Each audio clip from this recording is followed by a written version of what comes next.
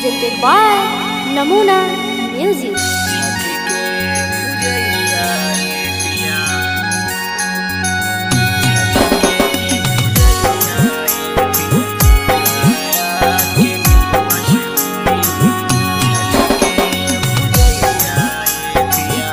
Mixed by SK Nitesh.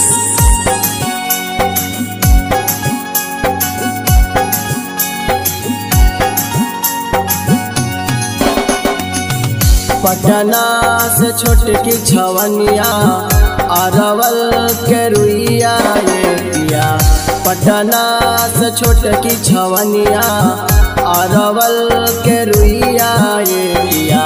गया के निम्बुआ से होई छठी के पूजैया ये पिया।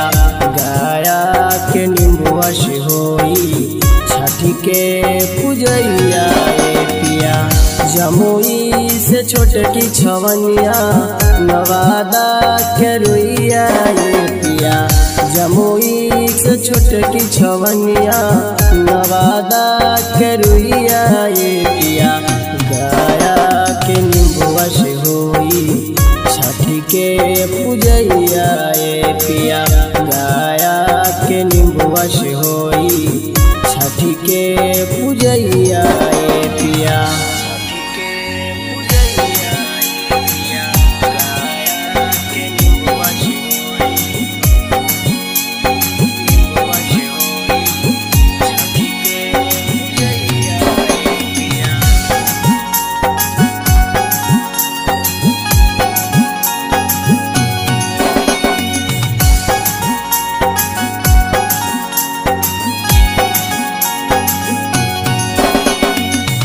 हाजीपुर से केरवा लइहा मनपुर से सुथानिया यजमानपुर से सुथानिया हो।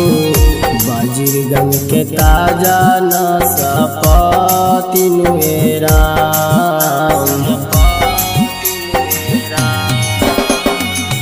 नामी हवे बाड़ी से घाटी के मुराइया अरे वही जाके मुराइया हो। जहानाबाद के घिउआ दिया बातिन मेरा। बेला से उखिया लइहा देखी हरियर पतैया ये पिया। बेला से उखिया लइहा देखी हरियर पतैया ये पिया। गया के निम्बुआ से होई छठी के पूजैया ये पिया। गया के निम्बुआ से होई छठी के पूजैया ये पिया।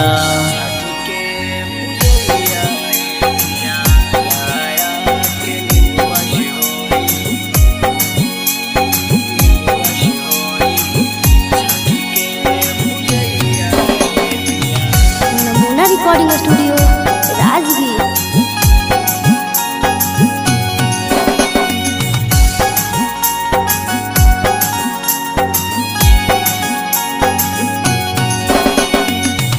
राजगीर से सेवा लइहा नालंदा से शरीफावा अरे वही जाके शरीफावा हो।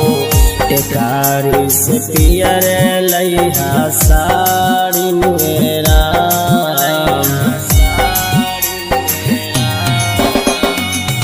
मिट्टी सा सुबोध राम जी टाई में से आई जई हटाई में से आई हा हो।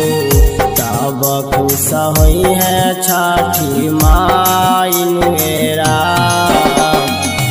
नौवा बीघा गौवा से लइहा गैया के दूधवा ये पिया।